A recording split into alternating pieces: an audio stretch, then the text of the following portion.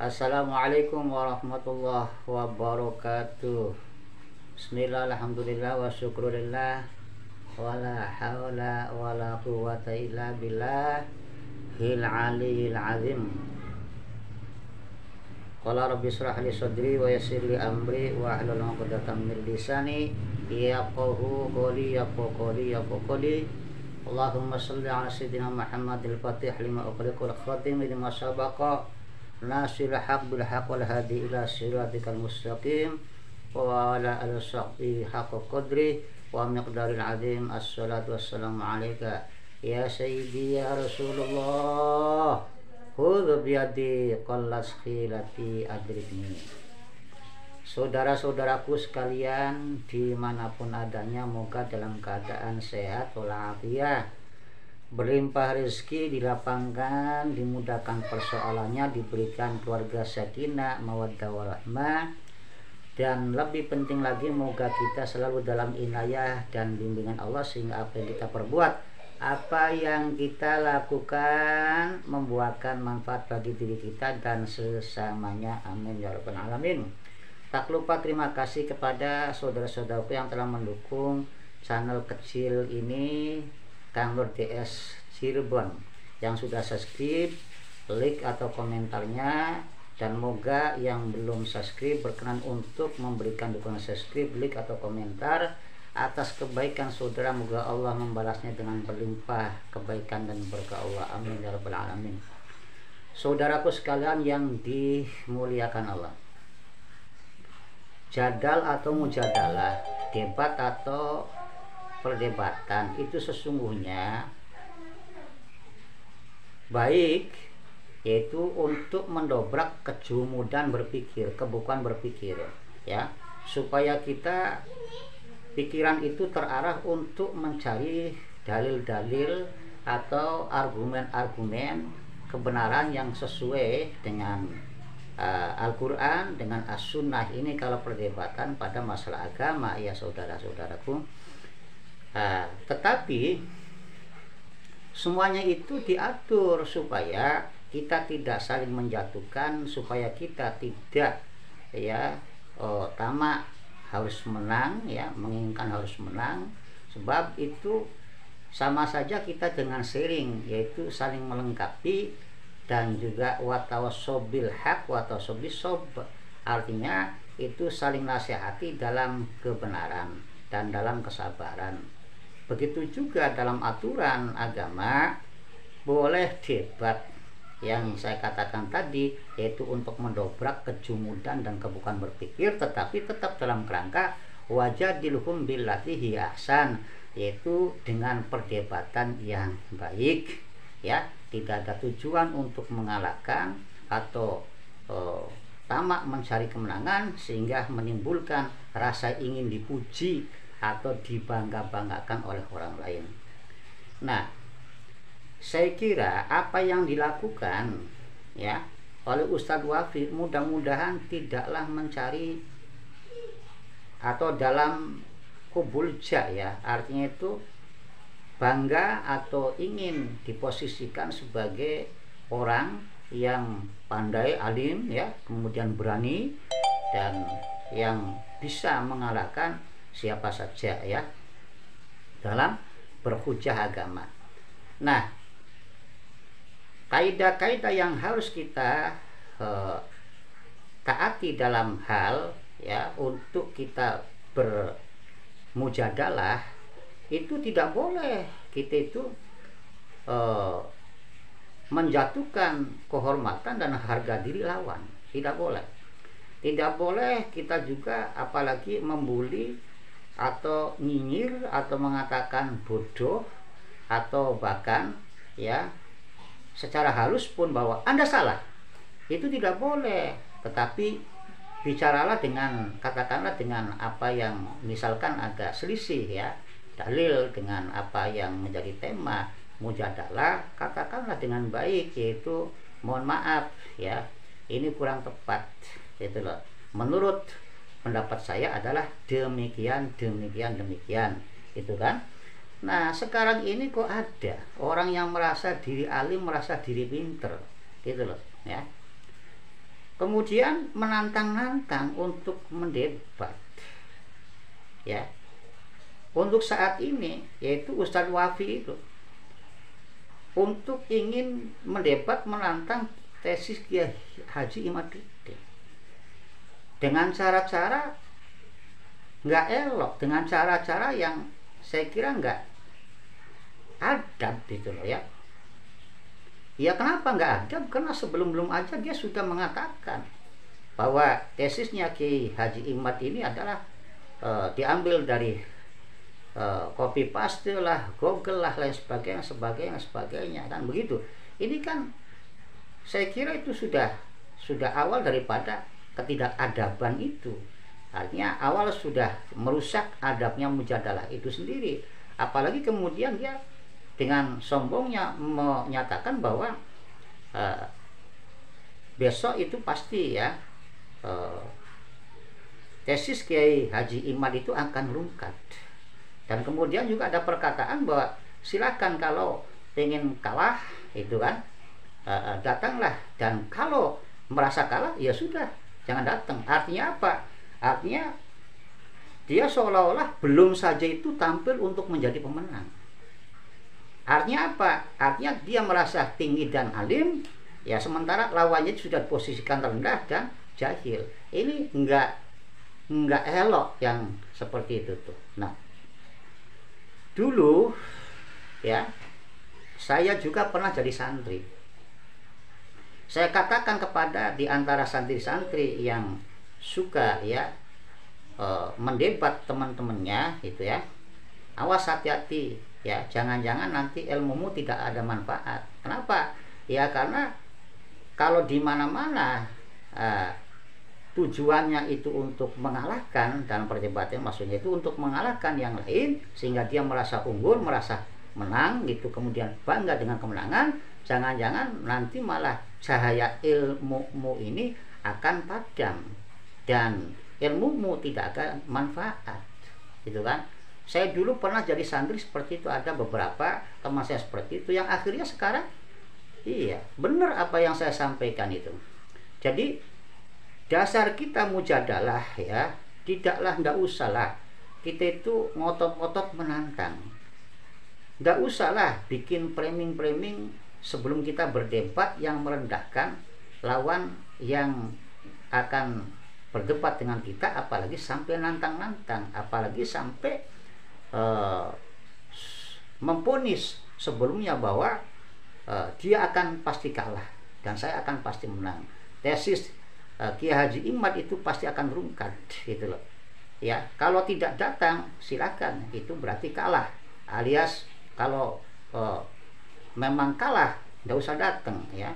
Mau kalah nggak usah datang. Kalau siap untuk kalah silakan datang. Luar biasa ini perkataan-perkataan ini sudah termasuk pada ketakaburan itu yang menutup hati, menutup cahaya ilmu, ya.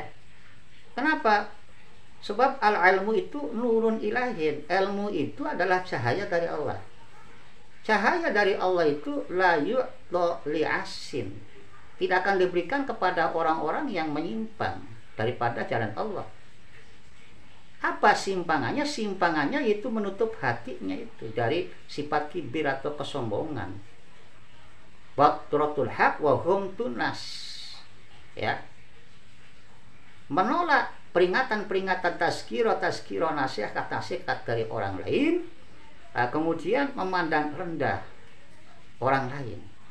Nah, kemudian yang kedua, ini Ustadz Wafi ini dalam kapasitasnya itu loh, ya, sebagai apa? Sebagai peneliti, pengamat atau ahli. Saya kira wallahu a'lam bishawab ini kalau dalam kapasitas sebagai ahli atau sebagai peneliti atau sebagai penasihat apalagi, ya. Nah, kemudian atau mewakili Rabitoh. Nah, Rabitoh sendiri tidak mengakui diwakili oleh Ustadz Wafi. Kemudian mewakili siapa dia itu? Kalau alasannya bahwa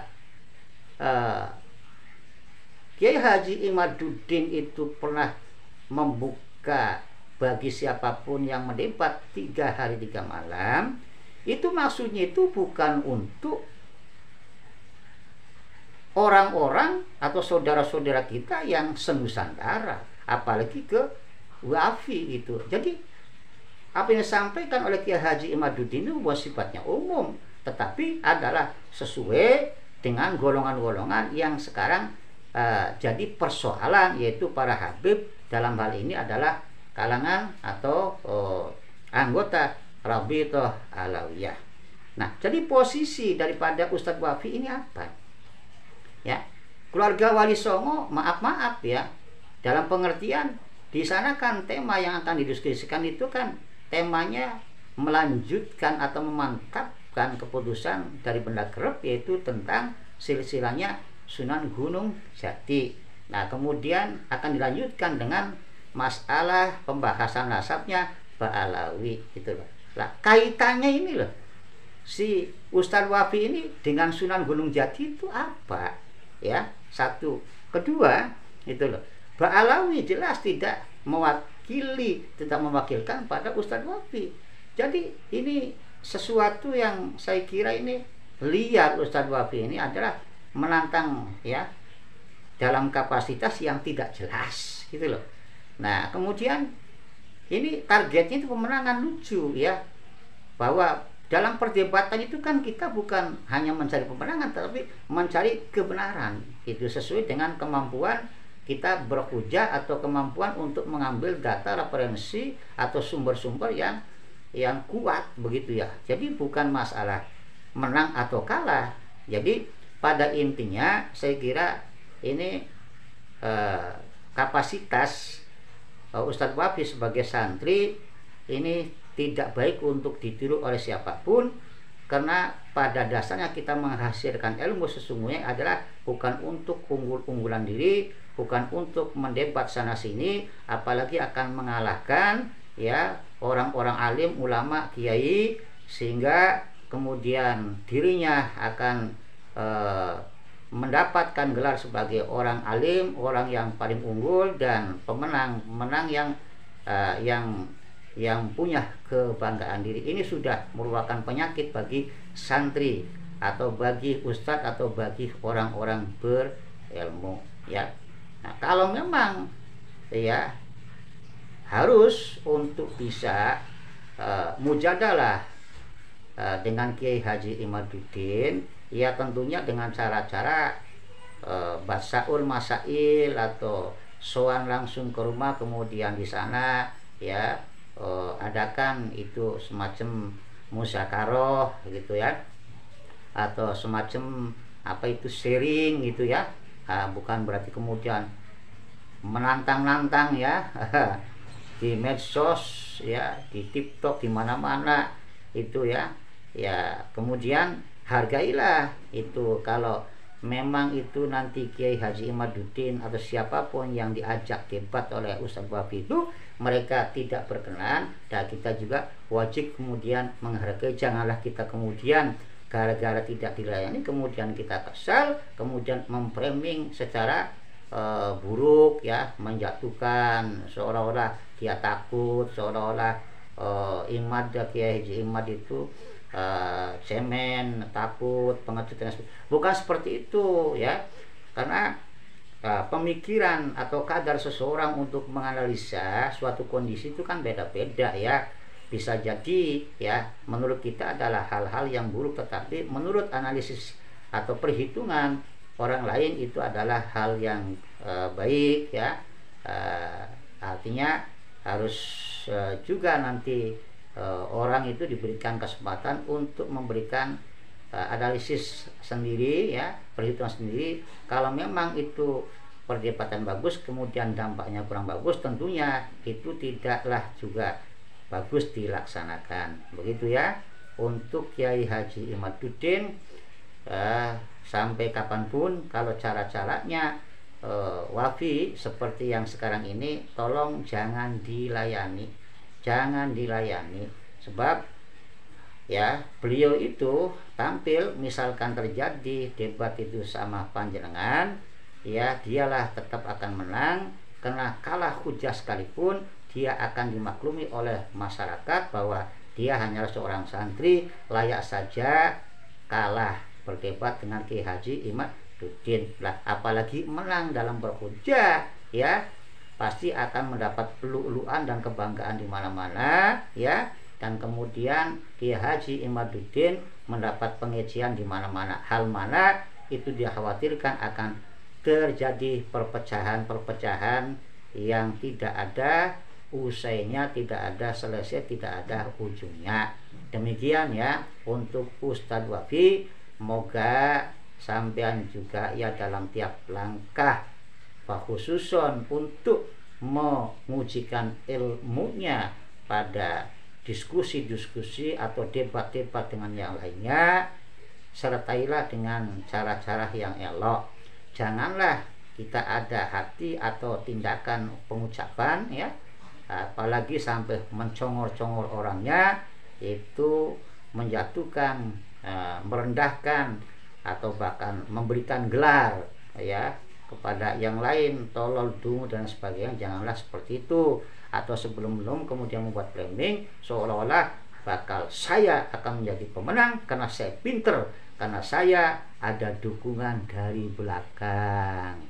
Nah ini hal-hal yang seperti itu saya kira cacat dan tidak elok. Maksud saya cacat dalam adab ilmu, juga tidak elok untuk kita saksikan ya, untuk kita lakukan. Demikian, billahi taufiq wal hidayah. Wassalamualaikum warahmatullahi wabarakatuh.